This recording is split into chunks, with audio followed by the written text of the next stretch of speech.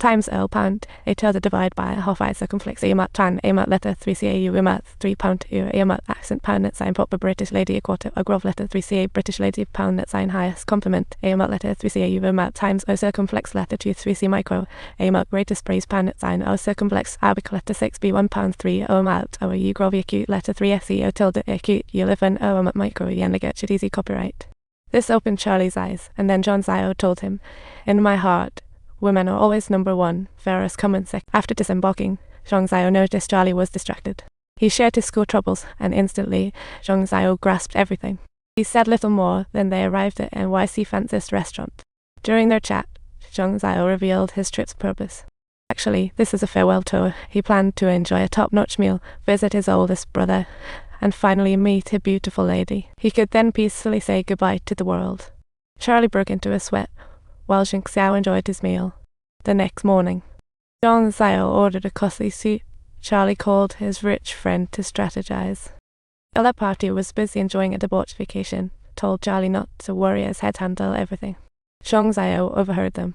He told Charlie, "Your wealthy friend will ask Dad for help, avoiding punishment. It's you, the poor guy, who'll suffer. If you don't want to be a scapegoat, act first," he advised. Yet Charlie refused to betray his classmate, never a snitch. Zhongxiao smiled silently. They went to his brother's for Thanksgiving, but the family was less welcoming than described, appearing unwilling to see him. The dinner table was tense, but Zhongxiao ignored it, blabbering crude and offensive remarks until his nephew snapped.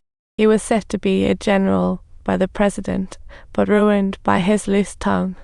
Didn't want to lose his cool. Maybe God thought some idiots didn't deserve to see the world. For once, the usually hot-headed Zhongxiao didn't subtitles until the moment when his nephew repeatedly showed disdain for Charlie from that very instant onward. Zhongxiao and this young man's souls began to intertwine, and the gathering ended in a not-so-happy way. On the return journey, Zhongxiao advised Charlie to focus on his future, but Charlie stuck to his principles despite his wealth. They never saw each other as true friends. Perhaps youth brings inexplicable stubbornness. To cheer Charlie up, Zhongxiao took him for a drink.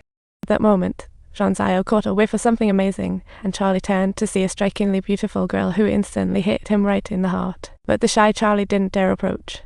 Zhongxiao sprang up, dragging him to the girl while teaching him how to will crash.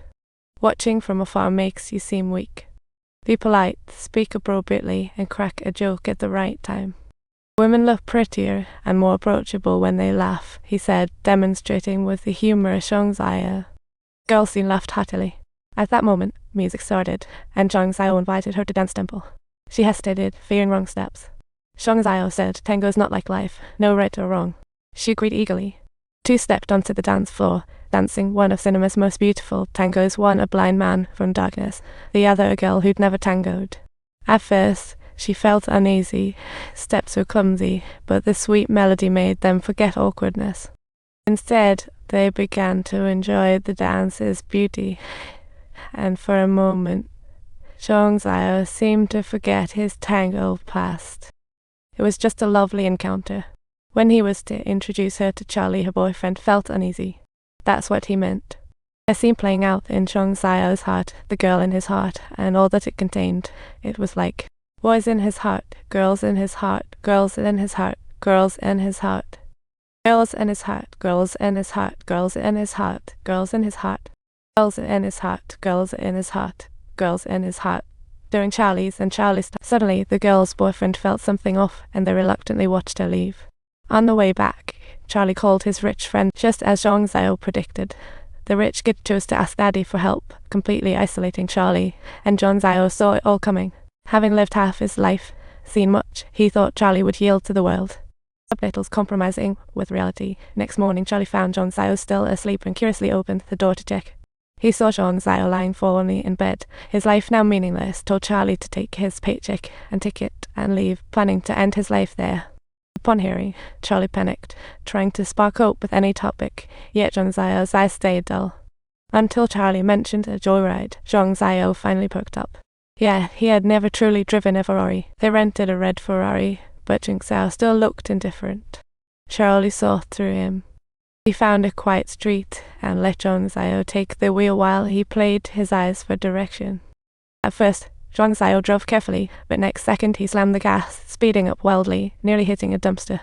He said Charlie's hair standing on end, but even that wasn't enough thrill for Zhongxiao. He wanted to tackle a sharp turn. A perfect drift thrilled Zhongxiao, but after the wild rush, it left a void of emptiness. Once a glorious hero, now he was tripping over a trash can. His decaying heart couldn't find a reason to live anymore.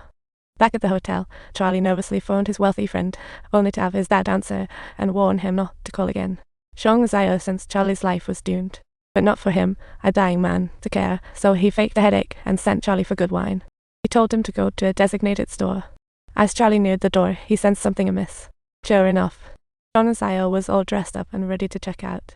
Charlie rushed to stop him, but Zhongxiao pointed the gun at him, saying, "Your life is a bullet to why not go to hell with me?" He thought to scare Charlie away, but Charlie persisted. Reluctantly, Zhongxiao pointed the gun at himself.